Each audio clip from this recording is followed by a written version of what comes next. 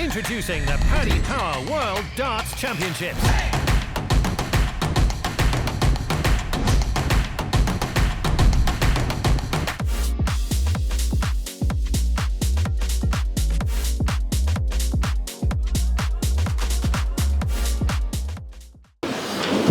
Cullen from BBC, obviously, congratulations on the victory. We could totally win United, obviously, the emotions are high. Just sum up that game for us, how you feel and how it went. Yeah, couldn't have wished it to go any better, to be honest. It was drama free. It was a routine victory. I thought Darren, obviously, I think he hit 13 dart the first leg, and I was a bit nervous going up, which I don't normally get. And when he hit 13 dart, I thought, oh great, I don't need this. But yeah, I think I grew into the game, and I think I settled after the first set. Once I won the first set, it was, I settled down a little bit. It wasn't the best performance, but I don't think it needed to be. Darren didn't play his game. That I've seen on the tour that I know he can, so that's good for me. The fans got to walk on. It's a spectacle in itself. How much does that boost morale beforehand, seeing the crowd get behind you from the get-go, even from the walk-up? How important is that for your game, if at all? I don't know, it's a bit of a strange one. I'm obviously a massive Oasis fan, and it's one of those. I love the song, but now since I've walked on from it, I hate the song. Every time it comes on the radio, I'll turn it over, or if it comes on my playlist, I'll skip it. It's a really weird one. But yeah, the crowd love it. There's sort of that Sweet Caroline, Nathan's Walk On, and that's what it's about, especially at Christmas as well. The crowd really do get involved, and I think Sky sort of manipulated the way it did it, so it had a couple more verses than it normally has. So the crowd enjoyed it, so that's all that matters. Obviously, a long way to go until you play next week and enjoy Christmas, sort of set off for a little bit. How much preparation will you do over Christmas? Obviously, you don't know who you're getting in the next round. There's still the potential of 3 different opponents. How much will you do over Christmas? Yeah, if I'm honest, I'll probably have a couple of days off. What is it? Saturday today, Sunday. Sunday. Yeah, I'll probably have Monday and Tuesday off, to be honest. Do a few things. Mop the floor, that sort of thing. But no, I'll just relax a little bit, and then I'll probably start gearing up again then, sort of Wednesday, and it's one of those. I've had a shocking record here early doors, so I've had many horrendous Christmases. So this is one of those. I'll enjoy it, and I'll definitely be ready for the second game. Will you be watching the next couple of days? Absolutely not. I couldn't think of anything worse than watching darts. Thanks. Joe, you talk about having horrendous Christmases. As one of the seeds, this must be a nice feeling, that Christmas is going to be nice because you're coming back.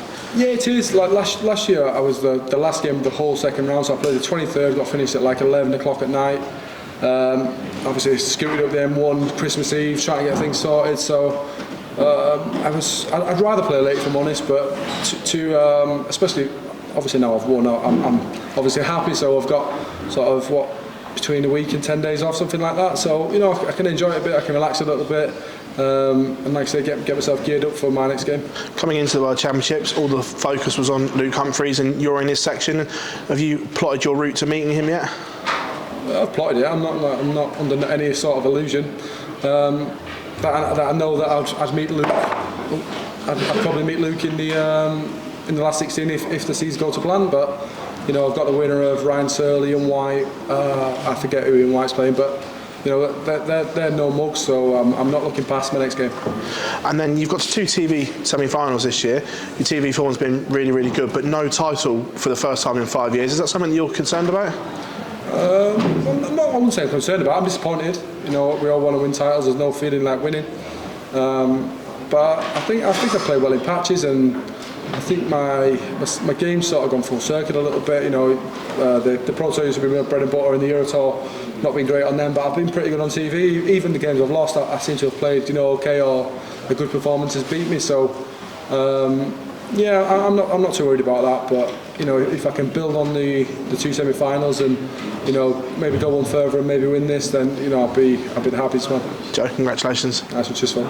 Joe, Darren was 10 points down his average for his first time game. You expected it to play a little bit better? I did, but I don't really care. I was expecting, especially after the first leg. I think he hit 30 dart first leg, so I was expecting him to put it on me early doors, and I think he got progressively sort of worse is a bad way of putting it, but he got progressively worse, and I think he was trying a little bit too hard, and Obviously, I've read a few things on Twitter and things like that he's going to retire. So, you know, I wish him a happy retirement. He's a really nice guy. As soon as I saw him in the venue, he asked, you know, how my family was and things like that. He's a really nice guy. So, you know, there's no animosity at all. I wish him well. Can people underestimate the year you've had on TV? Semi-final, match play, semi-final, the World Grand Prix. It's not been a... When you say people, do you mean the public or the media? Both, really, maybe. Yeah, certainly think the media. I think they see what they want to see sometimes. Maybe been the victim of it in the past, but you know, they see what they want to see. But the public, you know, the public is so fickle. You know, 1 minute they're your friends. If I lose the next game with a 72 average, I'm all of a sudden. That's what it is. You pay attention to all that. Yeah, sometimes. You know, I like to. Sometimes I actually like to respond. It just actually entertains me, to be honest. You know, when you're getting sort of hate and stuff like that, it's all right. You know, at least someone's paying attention to you. You know, there's always been the saying, you know, that any publicity is good publicity. So if people are then let them be it. More fun than watching the darts. Absolutely. But I think there's some big storylines in Eminem and Coronation Street, so keep your eyes peeled. Joe, you mentioned your record at this tournament, just 2 last 16 appearances. What do you put that down to? Because you've been on TV a long time now, you've been successful on TV, winning the Masters, and you was a wire away from winning the Premier League as well. Yeah, I think it's been a little bit of an enigma to start with.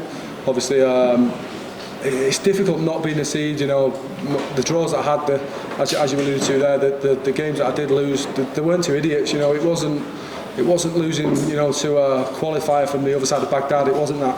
It was losing to top 10 players. It was losing to 3-time world champions. It was. Don't get me wrong. There was games I maybe could have won, maybe should have won, but that's how it is. That's the nature of the beast a little bit. But it's certainly a lot easier the way the format is now and the way. Obviously, the seed's coming in the second round. So I think going forward from here, I think that, you know, my game's in a good place, you know, and I'm playing well on TV. I'm hoping to do well for the rest of the tournament.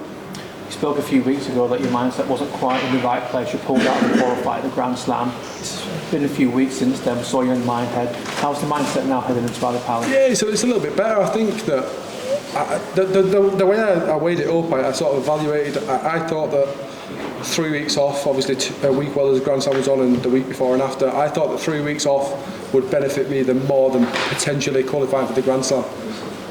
You know, it didn't materialise in Minehead at the Players' Championships, but Ryan Joyce played great darts against me, and I think he got to the semis, did he? So, you know, I was beaten by somebody who was playing well, and I think, like I say, you could have maybe jumped on me if I'd have lost tonight and said, you know, oh well, you maybe should have played this, you maybe should have played that, but you know, we play a lot of darts, a lot of the year, so I think that, like I say, I weighed it up and I thought that was the best for me at the time.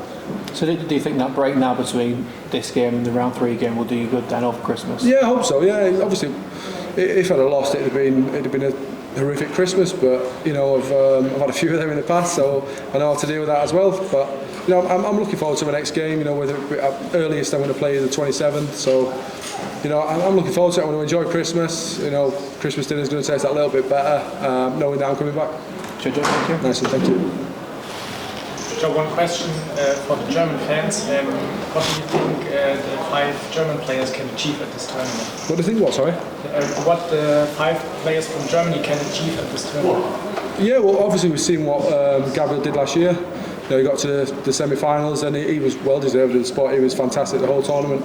And darts is growing in Germany. It's, you know, we play a lot of darts in Germany. I do a lot of exhibitions in Germany, and the fans are absolutely fantastic. I actually prefer the German fans to the English fans, if I'm honest, because they're so much more respectful, unless you play in German, obviously. But yeah, I think I've not actually looked at the draw, but Gabriel and Martin are playing, you know, some great darts at the minute, and you've seen what Gabriel could do last year. So I'm sure that all 5 of them think that they can emulate what Gabriel did last year. Joe, you say you love your walk-on song, but if it comes on the radio, I'll turn it over, or if it comes on the iPod, I'll skip it. Why? I mean, that sounds so negative. Don't what journalists do. No, it's not. I obviously love the song, and if I didn't love it, I wouldn't walk onto it. But it's just, when you hear something that much, I'm sure Darryl Gurney's the same, with Sweet Caroline. When you hear it that much, it's just, I just skip it all. I just skip it. I don't know. You have to be flying under the radar a bit. Your name hasn't cropped up very much in people's medias or anybody else's pre-tournament sort of tips, even among the dark horses. But you've got a track record over a body of work over the last 8-9 years that suggests you could be there or thereabouts. I mean, everybody remembers your phenomenal game against Van Gerwen. Yeah, but I'm not that sensitive to think that that's offensive. There's people like Nathan Aspinall, I think he's world number 5, something like that. Literally everyone's talking about Michael, Gerwin and Luke, and quite rightly so. People like Peter Wright's won it twice. No one's talking about him. So I'm not going to get the ump about them talking about me, certainly.